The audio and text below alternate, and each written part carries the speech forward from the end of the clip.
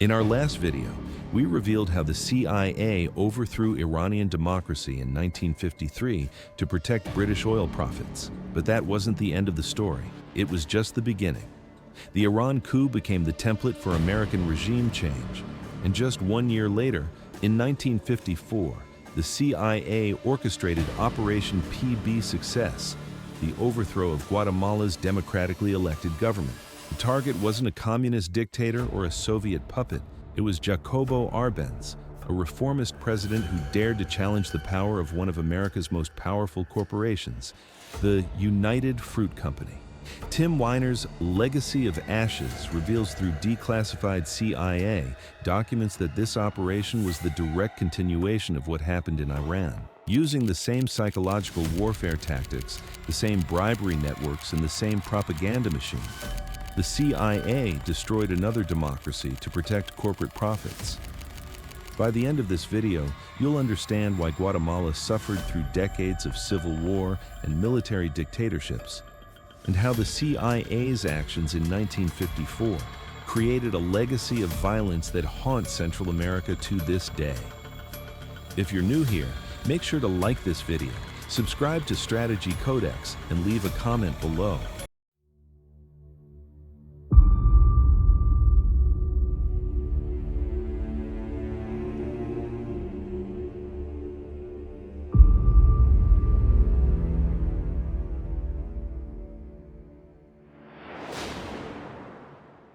To understand the Guatemala coup, you need to understand the incredible power of the United Fruit Company. In the early 1950s, United Fruit wasn't just a business operating in Guatemala, it was a state within a state. The company owned 550,000 acres of Guatemala's most fertile land, more than any other landowner in the country.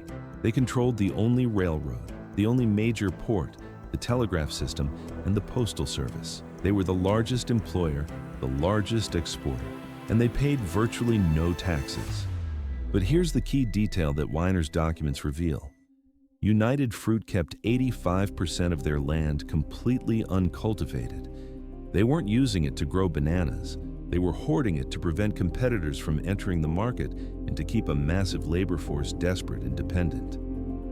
Meanwhile, 2% of Guatemala's population owned 70% of all arable land, while hundreds of thousands of indigenous farmers had no land at all. This was the economic reality that Jacobo Arbenz inherited when he was democratically elected president in 1951. Arbenz ran on a platform of land reform, Decree 900, which would expropriate unused land from large estates and redistribute it to landless peasants. The law applied to all estates larger than 223 acres that were not being cultivated. Landowners would be compensated based on the value they had declared for tax purposes. This was the same land reform model that had been successfully implemented in Japan, South Korea, and Taiwan with American support. But when it threatened American corporate interests in Guatemala, it suddenly became communist. United Fruit was furious. They had been undervaluing their land for decades to avoid taxes, declaring it worth $2.99 per acre when its real value was closer to $75 per acre. Now that same undervaluation was being used to calculate their compensation, the company immediately launched a massive lobbying campaign in Washington, claiming that Arbenz was a Soviet puppet and that Guatemala was becoming a communist beachhead in the Western Hemisphere.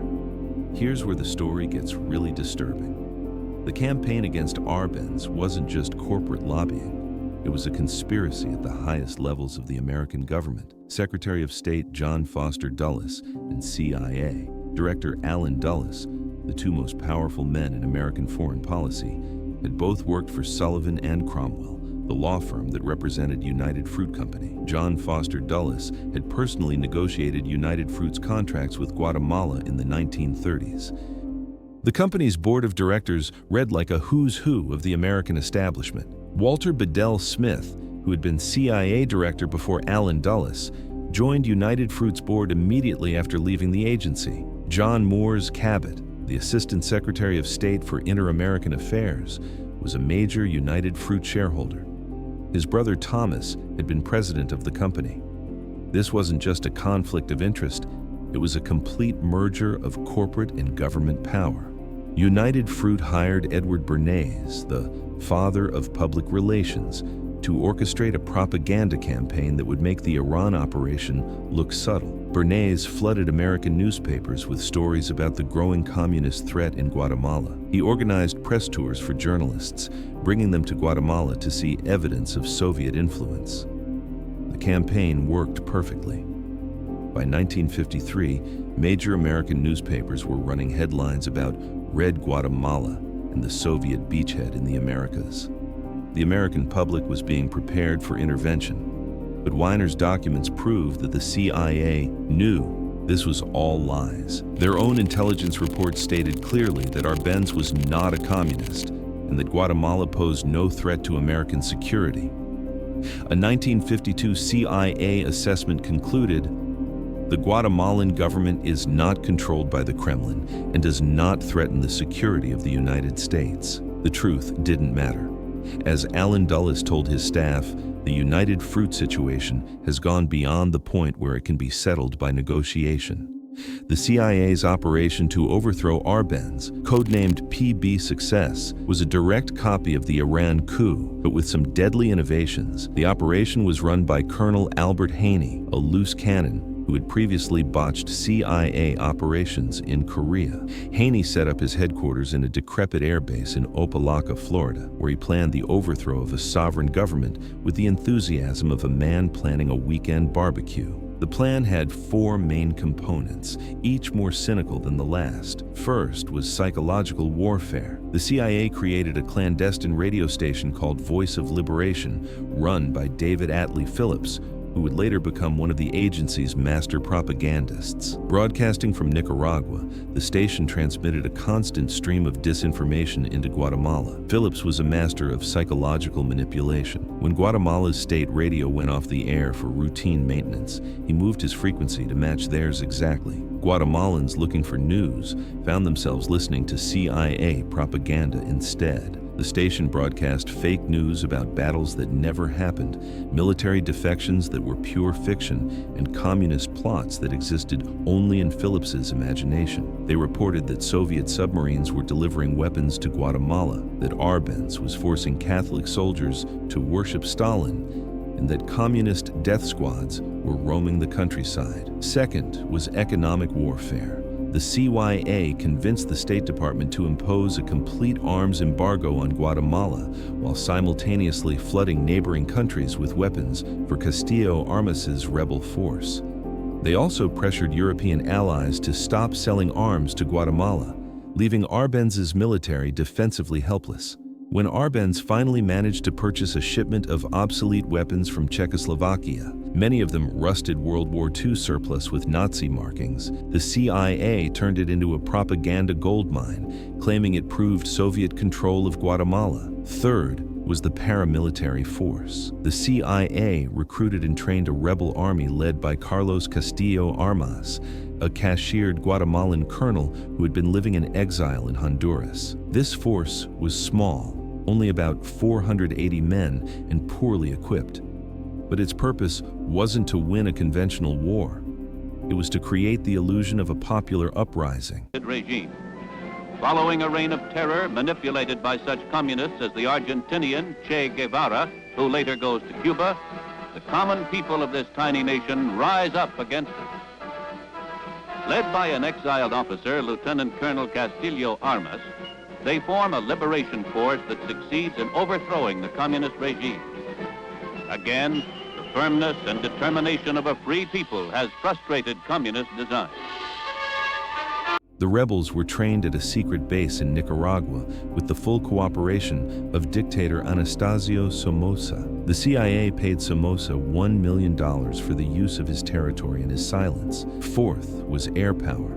This was the crucial innovation that made Guatemala different from Iran. The CIA used its own pilots flying P-47 Thunderbolt fighters to bomb and strafe targets inside Guatemala. These weren't Guatemalan planes, they were CIA aircraft with CIA pilots, conducting what amounted to an undeclared war against a sovereign nation. The bombing campaign wasn't designed to destroy Guatemala's military.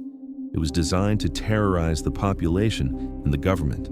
As CIA operative E. Howard Hunt later admitted, what we wanted to do was to have a terror campaign, to terrify Arbenz particularly, to terrify his troops, much as the German Stuka bombers terrified the population of Holland, Belgium, and Poland at the onset of World War II.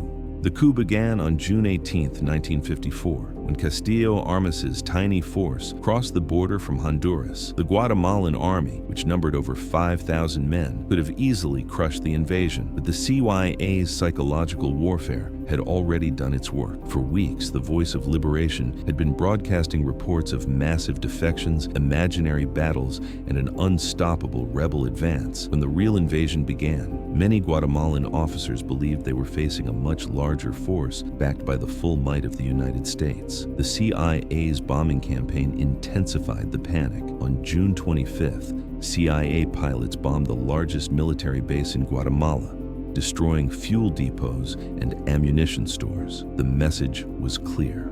The United States was willing to use direct military force to remove Arbenz. The psychological pressure was unbearable.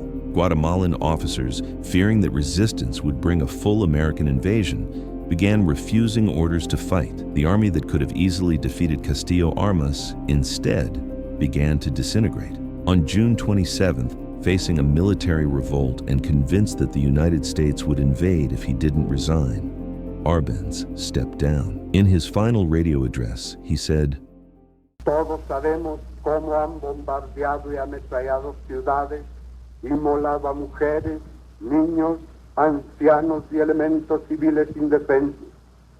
Todos conocemos la hazaña con que han asesinado a los representantes de los trabajadores y de los campesinos en las poblaciones que han ocupado, especialmente en Bananera, donde hicieron una expedición punitiva contra los representantes de los trabajadores.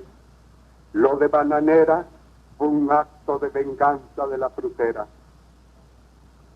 Nos hemos indignado ante los ataques cobardes de los aviadores mercenarios norteamericanos que, sabiendo que Guatemala no cuenta con una fuerza aérea adecuada para rechazarlos, han tratado de sembrar el pánico en todo el país, han ametrallado y bombardeado a las Fuerzas Armadas que combaten en el oriente de la República, impidiendo sus operaciones, y hoy mismo han bombardeado y hundido a un barco mercante inglés que cargaba algodón en el puerto de San José.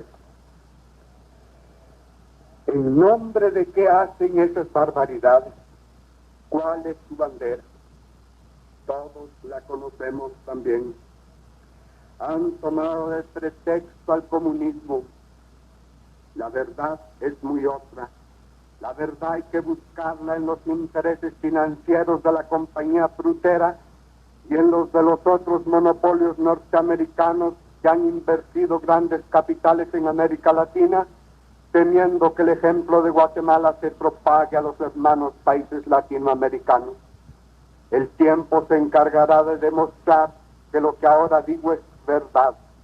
Sin embargo, ellos se aferran a sostener que el comunismo internacional es el causante de lo que ocurre en Guatemala, y en nombre de ello es que tratan de ensangrentar aún más al país y de destruir nuestra economía.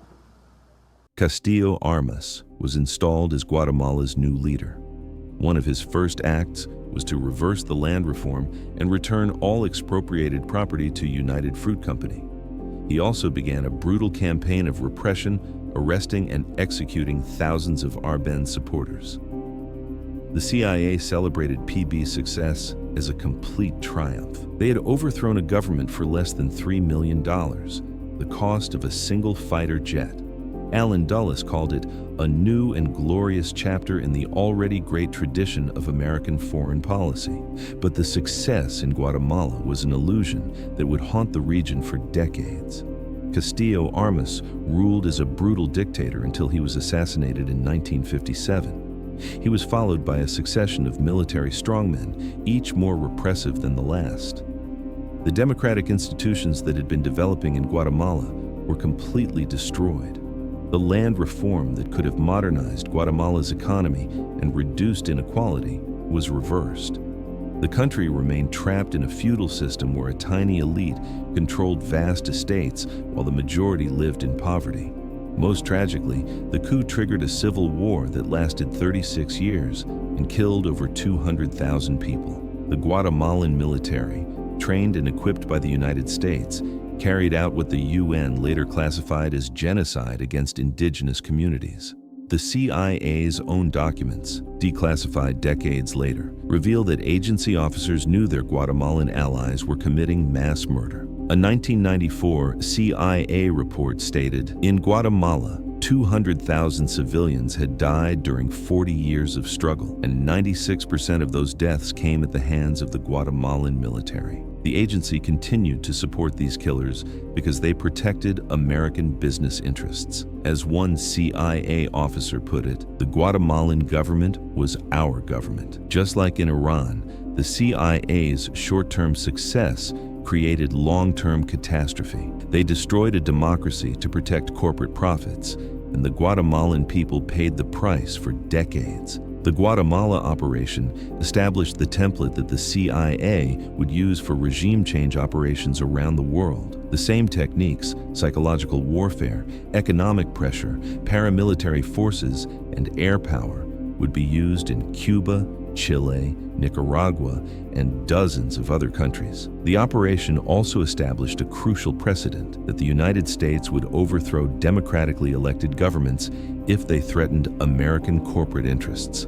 Democracy was no protection against American intervention. In fact, democratic governments were often more dangerous because they actually represented their people's interests instead of American business interests. Weiner's documents show that the CIA learned all the wrong lessons from Guatemala. Instead of recognizing that overthrowing democracies created long-term problems, they concluded that regime change was easy and profitable. The success in Guatemala made them overconfident, leading directly to disasters like the Bay of Pigs invasion. The Guatemala coup also established the doctrine of plausible deniability, the idea that the United States could overthrow governments while maintaining the fiction that it wasn't involved.